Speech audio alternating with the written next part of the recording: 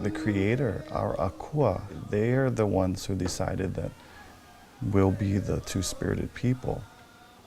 And to be selected or to be chosen from our creators, to me, it's a blessing. 1990, the adoption of the term Two-Spirit. What does Two-Spirit mean? How much do you really know about the history of the word Two-Spirit?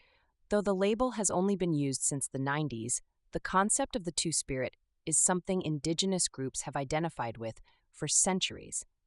But what does Two-Spirit actually mean? And where does it come from? As an umbrella term, it may encompass same-sex attraction and a wide variety of gender variants. So how did the term Two-Spirit first come about? In 1990, at Sandy Saulteau Spiritual Center north of Winnipeg, Canada, at the 3rd annual Native American Gay and Lesbian Gathering, the term Two-Spirit was proposed and affirmed by consensus. The creation of the term Two-Spirit is attributed to Elder Myra Laramie. The word was a potential solution to what Indigenous scholars and activists called the problem of naming, or making the many different sexual and gender identities that fall under the Two-Spirit umbrella legible across Indigenous and non-Indigenous cultures alike. Although all nations don't have a concept of Two-Spirit people, across those Indigenous nations that do, Two-Spirit people were historically held in high regard and often considered sacred or divine. Biawachiich, 1806 to 1858, or Woman Chief, was born to the Gros Ventre tribe.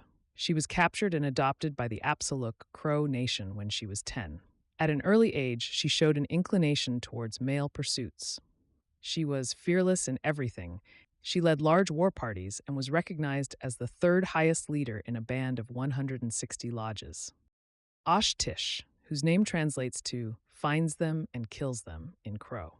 Osh-Tish was an assigned male at birth woman and was one of the last of the Crow Nation Bate, Two-Spirit spiritual leaders. As a Bate, Osh-Tish lived apart from the main area of the camp and had duties ranging from artist to medicine woman to shaman. During the incident that earned Osh-Tish her name, she was not acting in her traditional roles at all. Instead, she had taken up arms with her male brethren and gone to war against the Lakota. Part of the reason Two-Spirit was adopted at the 1990 conference was because much of the written record on the Indigenous nations of North America begins with European contact. Two-Spirit was an attempt at self-determination across linguistic barriers, because the existing language imposed violently on the Indigenous peoples of North America was both offensive and deeply colonial in its gaze. European colonizers imposed homophobia, rigid binary gender roles, and misogyny under the guise of civilizing Indigenous people through the Christian tradition in residential schools and beyond. As a result, Indigenous people were robbed not only of their land, but of their spiritual traditions and way of life regarding Two-Spirit people. Two-Spirit is a sacred tradition among the first peoples of this land we call Turtle Island, that all of its inhabitants should know about and respect.